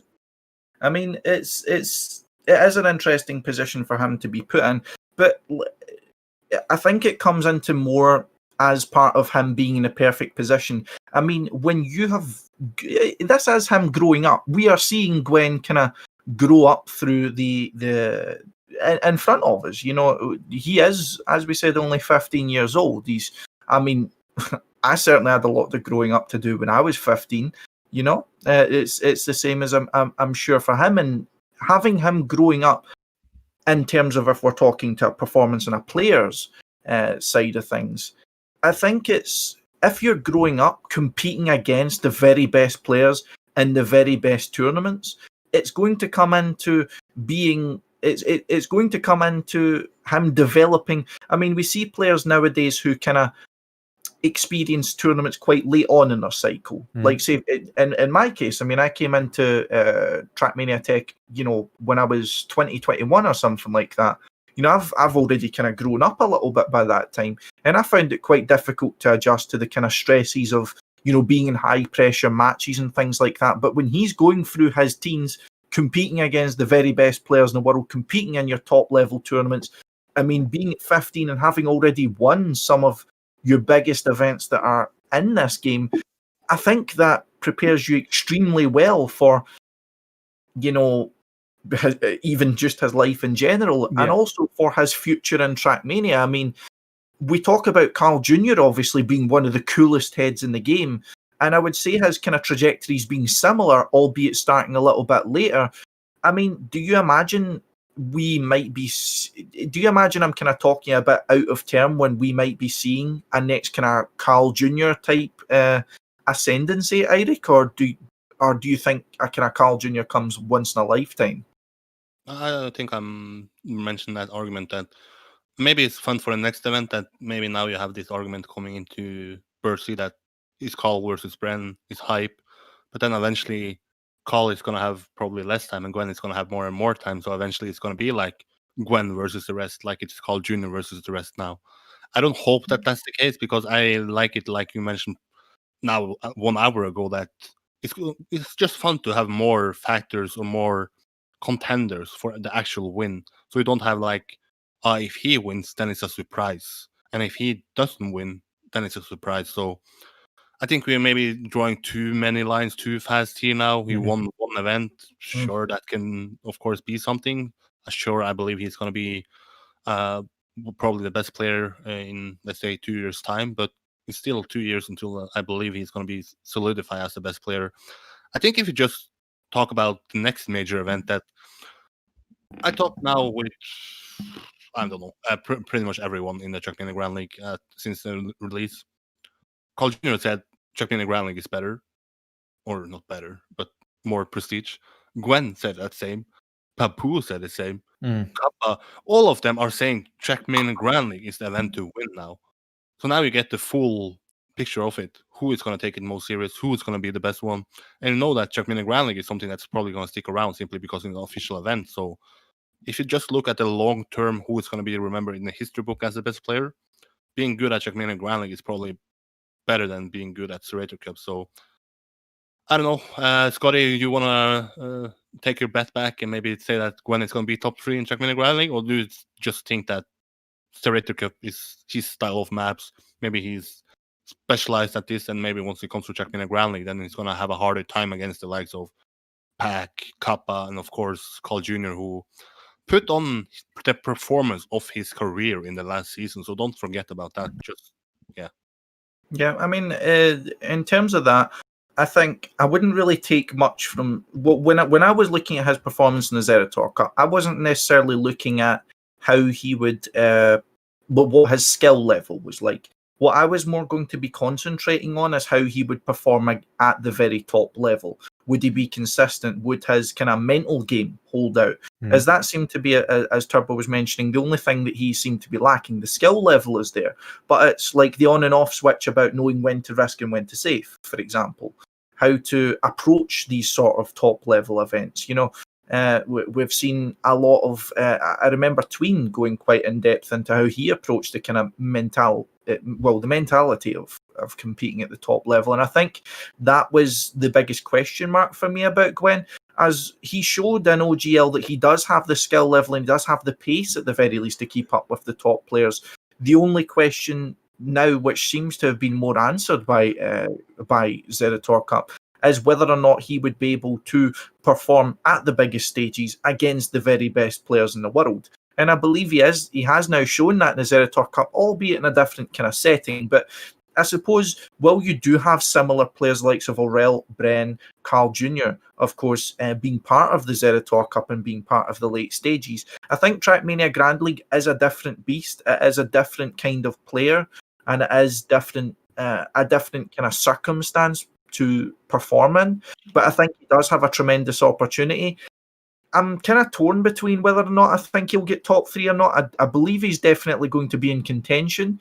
The way I look at it, I believe he does have a strong enough mentality to get into the late stages of the tournament, no problem. I think he's going to thrive in the round stages of the tournament. He's going to be like a Kappa. He might struggle a little bit when it comes to the 6 lappers. I believe he'll still be within the top 8, no problem at all. I'm talking necessarily in terms of first, second, third kind of thing. However, when it comes to the round stage, I believe he will thrive, and he definitely has a very strong chance to get top 3. But for Trackmania Grand League and all that, I think there's too many variables to kind of call it straight away, but I'll just play the devil's advocate so you'll have someone to say you told you so to. I'll say he'll be close, but he'll maybe get 4th, for example, in Trackmania Grand League, but definitely has a really, really great chance. But yeah, I mean, I can only hope that of course, he played so many tournaments last year. We were talking, Turbo, about him playing all of these smaller tournaments and things like that, and playing so much last year. And I can only hope that moving forward, he's not going to go in the direction that some of the other top players have. I mean, you have, Pac, who plays 1 tournament a year. You have Carl Jr. plays 2 tournaments a year. Kappa plays 2 tournaments a year. I can only hope that kind of skill level is going to be seen more often, so to speak, because that's kind of something I feel that, especially the online scene. Well, I mean, I suppose the ZrT Cup's technically been the online scene. It's something that I believe the online scene's really suffered from, as a lot of the top level players are just kind of sticking to what's valuable to them. I think that's kind of fair to say in terms of that. But I mean, do you guys have any other kind of points about Gwen you think we've missed? I think also a false narrative is to say that he's just a risky player. I'm now sort of cheating. I'm looking at the combined stats. He won 3 of the 4 things, and I think he was actually the most superior on was the champions mode. First map, number 2, second map, number 2, and then he won the 4 last maps. He played against Pac, he played against Bren, people like we expect to be maybe a contender for a podium spot, if not to win. So I think we should not just say that he's a risky player. I think Gwen is also a strong mental player. He knows where he's at. He knows if he needs to risk, then he can risk. But I think if you go into my betting league and think that I'm not gonna place Gwen up there because he cannot be average, did you even watch Open Grand League then? Because I think maybe Gwen can have a stronger challenge, or I don't think I agree with myself there, but I think he can be good at both things. I was going to say that he was going to be better in Champions mode than Rounds mode, but I think eventually I'm now questioning if I'm going to go from like double or nothing. Like, should I be happy about winning your bet with just being top 3, or should I now say that I believe he's going to win it? I'm not sure yet, because I still think it's Carl Jr., but it depends actually if there is offline event or not. I spoke a little bit with Gwen today. I'm maybe going to spoil something and say that the full interview is out tomorrow, by the way, on my YouTube channel, to go and subscribe. But he said that he didn't feel like this event was a big event. He felt that this was like a same event simply because it was online. While last year we were both playing in front of a stage, and then he felt that that was something special. And if the Trackmania Grand League is also just online, I might just go double or nothing and say he's going to win it. That's a fair assessment. I think the one thing I'd kind of like to see from Gwen is, we've seen throughout his rise, especially through the last kind of year and a half, that it has been domination. Online events he's been winning or getting second or maybe third in some cases, with exception of things that he's either not been specialised in, as in, say Gamers Assembly when he was playing in tech, or something like ZrT Cup where, he missed out despite performing well. I'll be interested to see if he does come into the very biggest stage, which, as you were saying, a lot of the players do feel is Trackmania Grand League, and if he doesn't perform well straight away. So your players like Scrappy, Carl Jr., Bren, Pac, Kappa, Tween, if they all perform to their best level and Gwen isn't immediately able to match up to that, how he then responds to that. Because I don't think Gwen's been on the back foot in quite a long time in his Trackmania career. And I'm interested to see if that does happen and how he'll respond to that. I mean, I personally think he will perform well, but I don't believe it's all going to be smooth sailing in Trackmania Grand League. He's got a much stricter challenge than he would have experienced in a lot of the other tournaments, with the exception of, you know, your ZrT Cup, although that's a much different style and it kind of demands a kind of different skill set from you. But I'd be very interested to see if he does get put on the back foot and how he will then respond to that, you know, because it's not a position we've really seen Gwen in, and something that he is invested in, you know, if something he really cares about, if he's not performing as well as he wants to. But that's just put in, I mean, last year at the ZrT Trackmania Cup, he played duo mode with Wingo Bear. He was essentially the reason why they didn't qualify into the grand final. The dude was crying, or the boy was crying backstage. He was heartbroken. And now it's the next edition of that cup. He was not going to be affected by that. So again, I think maybe he's so young that he's like, that's so long ago. I mean, once you are 14 to 15, that's going to feel longer than once you are, let's say, my age. It simply feels like a week. And since I was 25 and now I'm 26. But I think, sure, it's going to be a storyline to follow if that's going to be from week to week. Now we had 1 year to recap. But I think it's actually good to put stuff behind him as well, because it's one thing to fail as an own player, but imagine failing and being the reason why your duo doesn't qualify and to play in front of 8,000 people. You're 14 years old. That is essentially probably the whole thing you care about for that week. You dreamt about it. You didn't care about anything else in life, and you sort of let down the teammate that was gonna carry essentially. So I think Gwen is old. Now it's gonna turn into like an episode where I'm just praising Gwen, like I've done in all the casts I've done with him, but it's maybe the only guy I'm fanboying of, so excuse me if I'm biased. I mean, I have one point as well that you brought up. I mean, we are, like, the people who are older are sorrying about other things, and he has like his school that he is passing, and then Trackmania, if he's practicing a lot. I don't know. But I mean, you said that. I mean, Trackmania is his world, and he can still develop, he can still learn the game, and I think he has not reached his peak yet. Unless other players, for example, me, I tryharded last year. I know that I could have been on the top level, but I had too many breaks.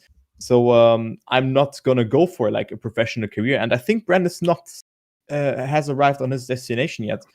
So I think we're going to see him improving, and eventually like other players who are as young as Gwen, or maybe a little bit older like Sarah or so, being a rising star, like going up to like the most prestigious events as well. Oh, that's Eirik gone again. But I mean, in terms of this, I think, yeah, I mean, I don't think he has reached his peak yet. I mean, I don't think you do reach your peak at 15. I mean, the only kind of comparison I can think of off the top of my head when we look at, you know, other kind of prodigies that are really coming up through esports at the moment would be someone like ZywOo from Counter-Strike.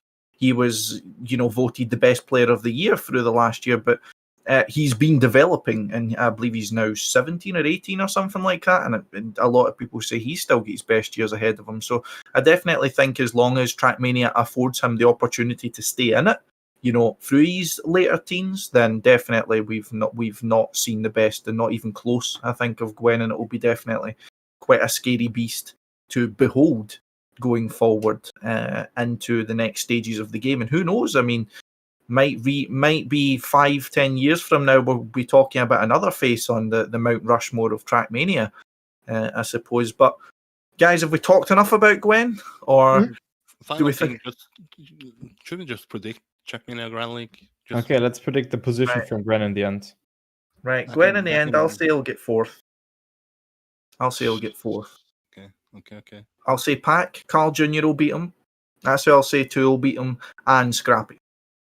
Okay, and Turbo?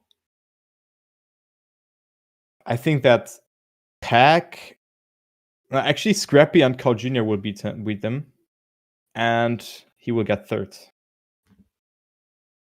Nobody beats. He's number one. He's gonna win it. Oh, he's saying it now. He's saying it now. And if that was wrong, I'm just gonna go back to, I don't know, the start of Trackmania Grand League. Once I said that he's gonna be top 3, so I look somewhat smart if he plays top 3. But if he gets 1, I'm gonna use this clip on Twitter, and the power of my Twitter, I can sort of fake media everything. So yeah, Eirik, the biggest Gwen fan, yeah, I guess so. But I'm the fan of best players in Trackmania, so why not be a fan of him? I'm a fan of everyone. Unless they are not. If they are my skill level in Trackmania, then I might not be a fan of you. But if you're better than me, I might be a fan of you. Yeah, for sure. But just as we have already reached the 1.5 hour mark, we did have another topic we were wanting to touch on today. I suppose it's not as much of a big topic as the ZrT Cup. I mean, not that I mean to diminish any topics we talk about, of course, but another tournament which has been kind of going on within the past few weeks is the Pittsburgh Knights all-round circuit, which was recently brought in. Of course, the organisation got involved in Trackmania Grand League and have decided to get more involved in the Trackmania scene overall. Now, I know you've not been able to follow this as much, Eirik, but I mean, knowing the fact that an organisation has decided to get involved so much in Trackmania, in a sense of, getting a tournament going, really, well, of course, sponsoring a player in the first place. I mean, what was your take on the fact when you heard they were getting involved to such an extent on the all-round circuit? Well, I think this is what Trackmania needs. That, okay, cool, Ubisoft, they have contacted them to get into the Trackmania Grand League, but do they care about being there, or they just, okay, I can sponsor a player there? But this is an example of an org actually caring. They want to invest into Trackmania. And I'm not surprised by seeing that Pittsburgh Knights is actually the org that does this. Ever since they was announced, they have been active on Twitter. They have posted memes. They have posted stuff about Tween. They have even gotten Tween to be active on Twitter. The only time Tween posted before on Twitter was that I qualified for ESWC. I'm going to try to qualify for ZrT Cup. The rest of the year was basically nothing. Now he's more or less posting weekly and multiple times each week. So they just create some dynamic by hosting stuff. They have given life to one of the biggest profiles in the history of this game with Tween. But I'm still not sure about how big this tournament has the impact on the scene. I think they want to host this to maybe create life in North America. I'm not sure about how many North American players are playing. I saw the Knights stream. I think 70k, I wish 70 viewers. So not a lot of hype around it, but maybe it eventually catches up because it's still just the qualification stage. And maybe once you end up with, I believe it's some sort of playoff, then maybe people get hyped for the next edition and hopefully motivate them to do more stuff. But I wish we could see more of this. So only positive things to say about Pittsburgh doing this, but I wish it was a little bit more hyped. But I might be a fault of that. I might be misreading that. It might be a hype in the community, but I'm simply being too much into ZrT bubble that I have not catch the other stuff happening in the community. Mm-hmm. What about you, Turbo? Have you seen anything? What's your thoughts on PKARC so far? I mean, we're speaking with a geek about it, but actually, besides the exposure from spam and on Twitter, I have not really seen too much from it, actually. I mean, there was something. I didn't even know the track, actually, so I've not followed this competition at all because there was the ZrT Cup and everything, and maybe you can tell us a little bit more about it because you have played it yourself. Yeah. I mean, I played the first week. I managed to get through to the top 16, which meant I was then in the weekly playoff, so to speak.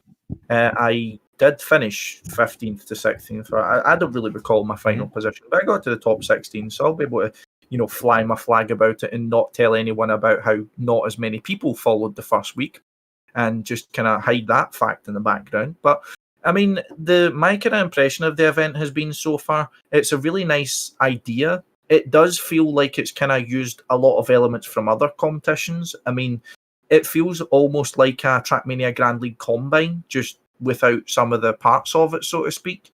So, I mean, I like the idea of it, but for example, one of the main problems I had with the event and what I feel has kind of been what we're now seeing the symptoms of is when I only knew that the first map had been released when I saw someone streaming it. I didn't see the information being posted on Discord. I didn't see the information being posted on Twitter. And I didn't see people getting involved in it. And I mean, I probably wouldn't have qualified to the top 16 if that many people got involved in it. So I can count my kind of lucky stars in terms of that. I mean, I managed to catch on to it in one of the last days that the time attack was open. And luckily, I'm a bit of a fast learner. But I mean, I think the the Cup has a nice idea, but the execution hasn't been as great as some people have liked. There's been a lot of issues with the rulebook. The first week was something like 5 hours long or something like that, because each match was done individually. People had problems with the point system because you were having people who were getting first and last beating people who were getting second and second, for example. Mm-hmm. So there was a lot of kind of confusion about the Cup in the first week or two and things like that. It wasn't really clear what you were supposed to do to get to the later stages. And it seems a lot of things are getting changed as it goes along. So it feels like this is a kind of tester for a future tournament. And I think it has also came at a bad time. I mean, I know they're trying to capitalise upon the interest of the new game coming out, but it has came, around the Trackmania Grand League show match, around the ZrT Cup. And I believe that has, really not been in their favour, so to speak. I mean, I can only hope they take the approach that I hoped for in Trackmania Grand League, where they would throw out a kind of beta edition to kind of find out the lay of the land in the game, get their feet wet and, the new idea that they wanted to bring across, and then really bring in a proper full-fledged season, which has been planned out and executed well. They've got the right people involved, the hype's there, the players are invested, Whereas it kind of feels like this has all been kind of, I know there has been planning going into this. I'm just going to say my outlook on it. It feels like it's all kind of been thrown together and it's not necessarily had the kind of coverage it needs in order to get people invested in it. I mean, as you were kind of saying there, it had 70 viewers on the official channel. And well, I think viewers comes down a lot to who's casting it rather than, the interest in the event itself. I would say that's not necessarily a success so far. And I don't think it kind of comes back into how we were talking about the ZrT Cup. I don't think there's enough of a reward for some of your top players to bother playing essentially a Trackmania Grand League level of playing, 6 weeks qualifying for top 16 and then playing a full playoff, day on the Sunday, I believe it is, and then doing the same every week and then a separate playoff after that for a significantly lower reward than they would get from Trackmania Grand League. And I believe it's kind of suffered from it that way. But, I mean, it's kind of hard to say how... I mean, Eirik, you've, of course, been following a lot, although you have kind of missed a little bit of the Pittsburgh Knights side of things. I mean, just simply from what I've said about that, would you kind of put it more down to the fact that you've had these kind of other tournaments coming about that is really suffering from? I mean, I know you said before we went live that you didn't really know that much about it, and it would be primarily, say for example, myself and Turbo that would be talking about it. But from someone who's so involved in the community to not know about it, not know a lot about it, it does speak a little bit for yourself being, of course, more focused on ZrT Cup, which is a fair point, but you would have known about it from yourself being so involved because it just would have popped up. People would have wanted to talk to you about it. You would have seen it, a lot of information in your timeline. I mean, is that kind of reflect, does that reflect anywhere into your head that if it really mattered that much, I would have naturally got more engaged in it? As in, say I would have been coming to talk to you a lot more about it, or other people would be asking you a lot more about it. How have you kind of felt about that side of things? I mean, just even gauging the hype from not being as invested in it due to you kind of being part of other projects. It's either one of two things. Either I'm bad at the job I'm supposed to do by bringing stuff up that is happening in the community, or it hasn't been promoted the correct way. Or maybe it's been promoted the correct way, but maybe promoted at the wrong time. Like, natural people are going to care about ZrT Cup because ZrT Cup has a history. Maybe people are going to care about other stuff happening in the new game, simply the campaign, the show match. So just by using this sort of time to gain the hype of the new game might actually be maybe not the easiest time to actually launch something. Simply do think that, okay, it's a new game, it's going to be hype, and then if you throw an event, then that is going to get players, it's going to get hype because people are going to be hyped about it. But maybe it's too unclear at the moment. Events, I think the event tab in the game itself is not fully developed yet, so it's going to be hard for players to maybe find stuff simply because it's so much to find out about the game itself at the moment. And then, of course, this ZrT Cup is just going to put I think shadow is a wrong word, but I'm going to put a shadow as the word because it's essentially going to catch everything about it. But I know Geek, who is essentially behind it, he has put a lot of hours, put a lot of thought in it. Speak to him, he's really passionate about it. I know that Pittsburgh Knights are passionate about it. The Tween has been passionate about it. So I don't necessarily think it's just a last minute thing to throw into like, oh, we need to do something. But maybe it could have been better executed. Maybe they could have gotten an event org to host it for them. Let's say that, I don't know, Huntmania, Trackmania Open, Draconia. Simply people that, if they promote it, then it's going to reach out to Trackmania players. If Pittsburgh Knights promote it, then maybe it gets promoted to their fans, but maybe they don't care too much about it. But I might realize that it's hard to catch everything in Trackmania, so maybe it's time for someone else to help me by covering this new game. I mean, I'm working now. I'm not just having easy job now. Now I'm working. Today I work 12 hours a day, so I can be as much as I want on Twitter, but I'm going to miss something. And if I miss something, I'm going to feel bad about it, but maybe not entirely my fault on missing out this one. But yeah, I hope it's gonna. I think the future is great for this event. I think it's just gonna progress, and in the end, we're gonna forget about the sort of. In my, I'm talking a lot now, but in my Discord, I was like seeing a post on Twitter about Pittsburgh Knights posting. It's the last day to hunt or set a time top 16, and then I was like in my Discord, like, wait, has it started? And then Geek was like, no, it starts tomorrow with the top 16. I was like, but how do you get top 16? It's like, yeah, you had 1 week to hunt it. I was like, so the event has started? So it was like, the event has started, but not started. It was a little bit confusing, but yeah, we forget about that in the future, hopefully. Yeah. I mean, taking the... With of course, kind of coming out of the ZrT Cup shadow in the coming weeks, while this cup would be in duration, it's kind of a question I'd put to both of you, but I'll ask you this first, Turbo. With us coming out of the ZrT Cup shadow, and now there will be, of course, Trackmania Grand League coming up and things like that, an Open Grand League, is the Pittsburgh Knights ARC something that in this kind of break you're going to be focusing on, either as a player or just simply investing yourself into finding more about it? You know, watching the streams of it and things like that, catching up with it as you will? Or do you not kind of feel that impact from it? Is it just kind of going to be a step or something to keep you busy before Open Grand League, so to speak? I mean, what's your kind of feeling of it so far, so to speak? So I think that it didn't really catch my attention that much. I mean, I still have to check what the maps are about because, like Eirik said, there was a shadow from the ZrT Cup. People were busy beforehand. And I mean, it's the first cup that Pittsburgh Knights are organizing. So I think that this will develop in a good direction eventually if the maps or the map are good. I think it's only one map, isn't it? One map per week. Okay, yeah. If it's one map and it really gets my interest, then I'm going to play it and give it a try.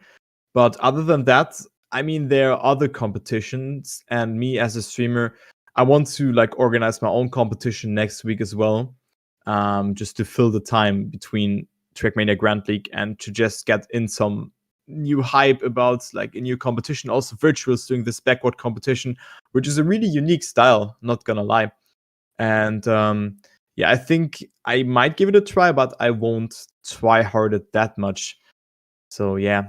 And I think they should have like a little bit more of like publicity to the Trackmania community, because 70 views, that's like not a lot for a Trackmania competition. Yeah, but I think they're actually trying to promote it, but maybe they fail to, because you see on Twitter at least they're posting like, this guy's the top 16 this week, they're gonna play at this time, and then they post the results. So, but then maybe Trackmania people ain't following them, and maybe the following of Pittsburgh Knights is like, okay, another post from them, but it's Twitter, so I just scroll through it. Twitter is basically a platform for short span attention. If you see something, maybe you like it, press it. If not, you scroll and forget about it. But if they get someone in the Trackmania community to start promoting it, start putting their effort into it, and not only posting one time a week, but remembering people constantly that this day you have on Monday you're gonna play, and you have 1 week to set a time to be top 16. Eventually, that's gonna be the back of the head. Like TTC is on Tuesday. Oh, nice. On Thursdays at 20 CST. Like our show is at Tuesdays at the 21 CST. So sort of trying to get this momentum into people's brain that now it's PKR coming up. And I think that is already happening. Maybe PKR should thank like one of the biggest streamers in spam. I think he actually showcased it a lot, telling a funny story about how he was almost out, but actually try hard at it off stream and eventually qualified. So I think the ball is slowly but surely running, and the more it gets into the Trackmania community, the better it would just get, and eventually people are going to be happy about playing this sort of cup. But it's left to see if it's just going to be a cup for the top players that can be top 16, or if like a casual players will care about it. But I think that's actually what they wanted, to have like casual players also having fun, and not only the top players. But if it's just top 16, why should I play it? Right? Yeah, for sure. I know where you're coming from, but just to kind of bring it back to the original point there, I mean, you have of course mentioned that you're working a lot now and things like that, and you didn't manage to catch on to the initial kind of, you know, week 1, week 2 and things like that. Just to kind of relay the same kind of question I did to Turbo, I mean, is this something you'll kind of prioritize getting involved in your area of Trackmania, being the more journalistic side of things? Or as I was kind of saying, do you kind of just view this as something to kind of fill the time before Trackmania Grand League really kind of starts getting up and rolling? So I mean the Pittsburgh Knights Cups, or in general, what?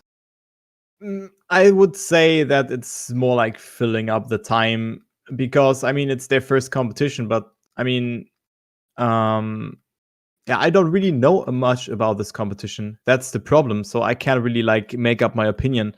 That's the problem here. I mean, I know that top 16 qualifies on one map, but other than that, I don't know what the prize pool is. I don't know like anything. I don't even know what the track looks about. Yeah. So yeah, I mean, there's like a thing that's I mean, I'm active on Twitter, but I've not seen a lot from it, you know? Just wait until I start actually caring about this, then Twitter feed Halo. But yeah, I think I actually will eventually care more about it. I actually uploaded a video of the winning round. And I feel, I don't think I feel bad about it, because I normally don't care about I don't normally feel bad about stuff, but I feel like it's my responsibility to tell people what's happening in Trackmania. I try to even follow when Turbo is casting smaller cups that maybe gets like, I don't know, 50 views, but I still upload it to Twitter and people see a highlight of that cast and eventually gets 2K views. So just trying to promote Trackmania on Twitter, and then promoting what is happening, that there is life in Trackmania besides the ZrT, is life besides Trackmania Grand League. And when you get a name like Pittsburgh Knight, that is probably known for even not esports fans, that they are invested in this game, then maybe they get curious about it. And then my end goal of actually getting more people invested in Trackmania with my activity on Twitter, eventually it's going to work out. So now I'm going to stop slacking, even though I work a lot now in real life as well. I'm going to try to promote other cups as well, not only the ZrT Trackmania Cup. But hey, I posted like 500 tweets of the ZrT Trackmania Cup, so give me a break, right? Yeah, for sure. But I mean, the important thing is about it is a developing story, so to speak. It's something that we'll be able to catch up on. To judge, right? Yeah, it's something we'll be able to catch up on through the later weeks and kind of refine our kind of outlook on it once we've seen how it's developed. Because even from week 1 to 2, it was developing. There's a lot more people playing in week 2. There was more attention. People knew what was happening. So we'll definitely be able to catch up to it for the weeks up and coming. But I mean, just to kind of round us off for today, of course, we have actually got a few questions that have came into us. I mean, would you guys, of course, we've got some of the questions pulled up here. Is there any specific questions you guys wanted to address or bring up that you'd seen through your respective chats that you think's an kind of important point to look at the moment? I'll give you guys a little bit of time to look through it. I mean, I had one question here. Did Bad Lulu miss the opportunity Gwen grabbed? He's extremely good, but it feels like he kind of got overshadowed in no time.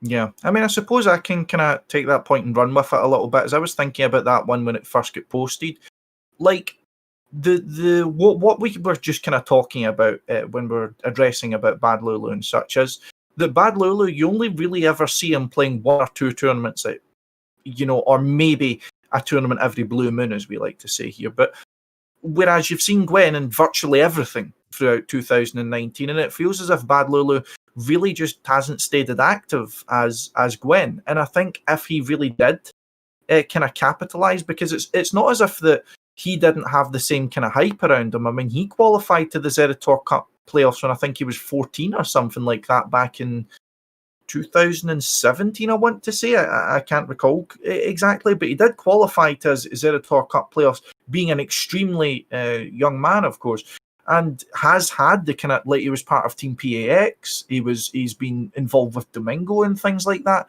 But it seems to be the amount of effort that he's been putting into the game, or at least the amount of competitions he's been spending time in to refine his skills and such, just really hasn't been even close to the same level as what Gwen's putting in. And I believe now that you're seeing the dividends for that. You're seeing Gwen has now ascended. He's had people were talking about Bad Lulu, in 2017. Mm-hmm. Would he be a player that would be able to evolve into something more, to be an elite level player at this sort of level? But people aren't talking about him as much now because he's not playing tournaments. You're not seeing him compete at this sort of thing. And I think I mean, I don't know what's going on in Bad Lulu's life. I don't know if there is reasons he's not playing as much. If he's just playing some other games or whatever the fuck's going on, it's down to him. I mean, of course, I'd be happy to have that clarified from anyone who knows kind of on the inside. But I think if he wanted to be in Gwen's position, he had the opportunity. But that's a one-time opportunity, in my opinion. That's the way I look. I mean, he's 17 years old still, so if he wants to care about it, he can care about it. But this is also weird for me because now I get so used to actually knowing what the players think. I even got, not inside Gwen's head, but I actually got to ask Gwen some questions in English, got to get the feeling of him. But Balulu is one of these guys that doesn't really want to come on to speak with me about interviews. He said doesn't necessarily like to do interviews. Mm-hmm. Fair, but still then the Trackmania community miss out on what are you thinking about Trackmania? Are we just going to make up our own assumptions about you, or are you going to come on and just try to explain people about who you are, what character you have, what goals do you have? Are you actually caring about just the ZrT Trackmania Cup or Trackmania overall? But he has been, like you mentioned, the first time he was on was in 17, then he was 14 years old. But since then he has been in the semifinal every year, but still not in the grand final. So maybe it's a little bit of a curse as well, that maybe he's been unlucky. Now he faced off against number 1 and number 2 in the semifinal. So maybe if he played against Aurel and Bren, maybe he would have a chance. So somewhat unlucky with the semifinals, but at the same time, I don't understand. I don't know how serious he takes it, simply because I haven't been able to actually get a talk with him. And that's unfamiliar with me. I am somewhat able to actually talk with whoever I want in Trackmania besides Kari and Frostpool and now Bad Lulu, the famous trio that doesn't want to come on. Hello. Besides us, the famous trio. Hello. Yeah. The unfamous trio are we, and they are the famous trio. Yeah, we're the useless trio. Yeah. But I mean, sticking with you, Eirik, was there any sort of questions you wanted to kind of highlight on at all? I think it was sort of I think it's maybe a wider topic, but we can try to put it into a few words, because Alexis are as what need the game to become a world-known esport game. And I think that is also something that I saw arguments in the chat or on Twitter or in Discord, like, just imagine if this was cast in English, 250,000 viewers easily.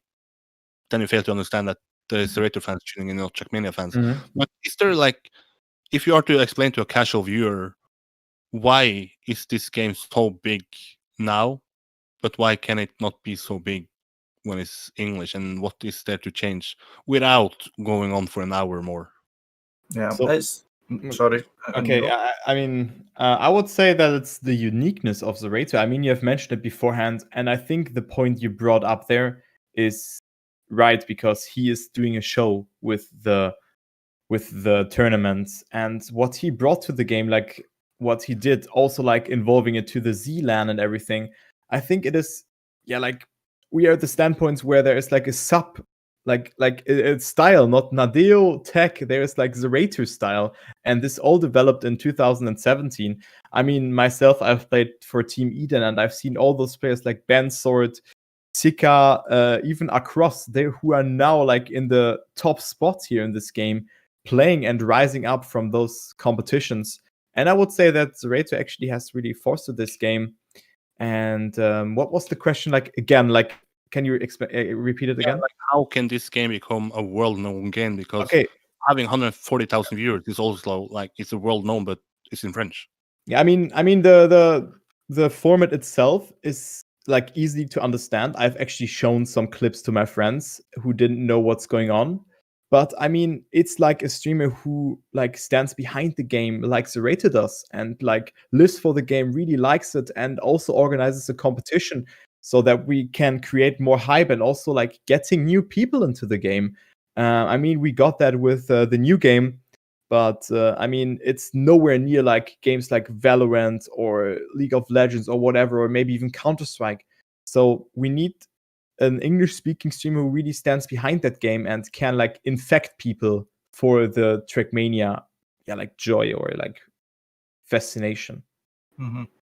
I mean, I find to give a comprehensive answer to this would, as you say, Eirik, it would take us another hour. Yeah, but indeed. One of the key points I kind of want to separate here without going too much into it is separating what we know as an esport. In my opinion, I guess you guys maybe won't comprehensively agree with me, but I don't see Trackmania Grand League as being an out-and-out esport. I don't see ZrT Cup being esport. I see these as being showcases. Sure, they're competitions, but I differentiate between that and being out-and-out esport. So for me, an esport would have been, say your Gamers Assembly tournaments in the different styles, your world championships in years gone past. That to me is an esport, when the sole goal of the tournament is to find out who the best player is at that at the level, of course. Whereas a lot of the kind of focus around Trackmania Grand League behind the scenes was to get as much exposure as possible, and that impacted some of the decisions they made about who streamed it, what maps were chosen and things like that, how the identity thing all kind of came into it. So I've always kind of viewed these kind of cups as more of a showcase.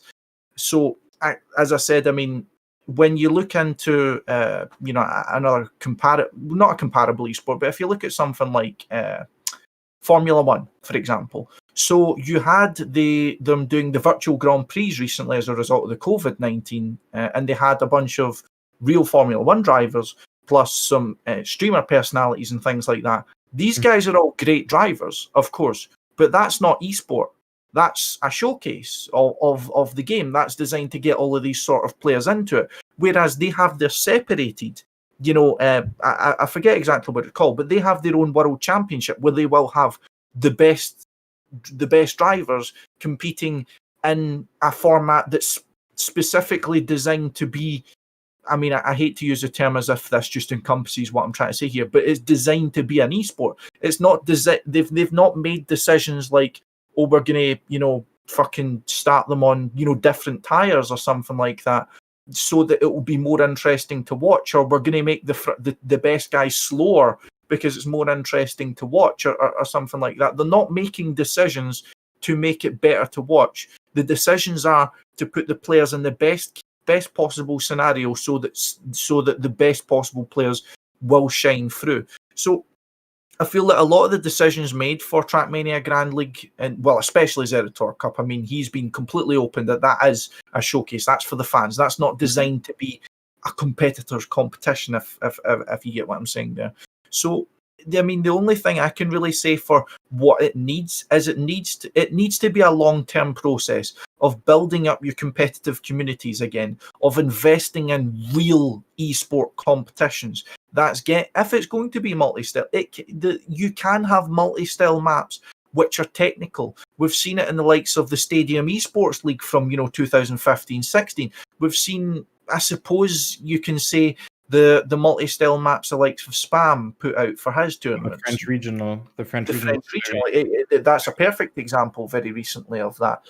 we've seen how this can be an esport while still encompassing the multi-style. Or even if you go back to the traditional approach of tech tournaments, dirt tournaments, full speed tournaments, even RPG tournaments and things like that, that's how you get it. That's esport to me.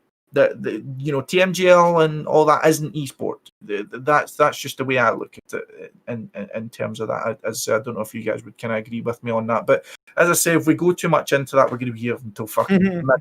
So maybe that's a topic which would be interesting to discuss in future episodes. I think it is definitely kind of worth going into a little bit, but I think you kind of need to rebuild the true competition in the game once they've accomplished whatever goal they set out to with the Trackmania Grand League, bringing people back to the game and then reinforcing the competitive side or the esports side of the game. I believe would then be the next step to transition into being a world-known esport game instead of just a world-known game.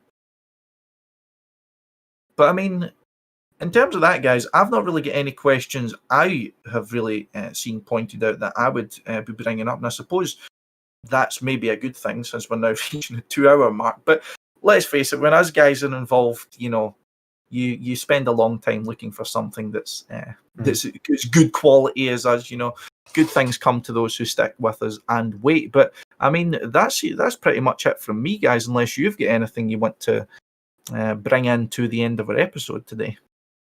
I just won't sleep. It's been a long day, man. That's fair enough. Tired as well. Yeah.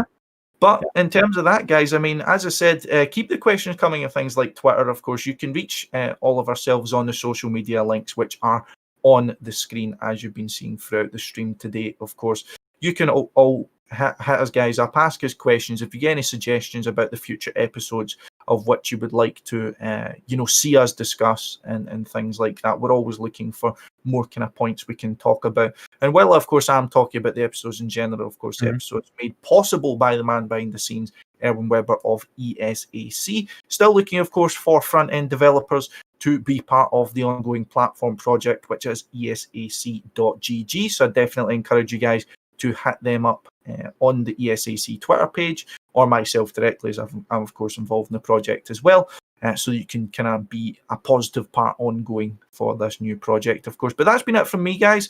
I'm sure my fellow co-hosts, if we'll say, the dynamic duo which carries me through the fucking podcast at the very least will be happy to sign off, go to sleep, get the pee break finally as we signed off from last time. But it's been a pleasure, guys, bringing 2 hours of Let's Talk Trackmania for you. We'll be here next week once again, same time, same place. You can catch us all in the streams. But thank you very much for those who stuck with us for so long, giving us the questions and giving us a platform to talk. But that's been it from me, guys. We'll see you next time and enjoy the rest of your day.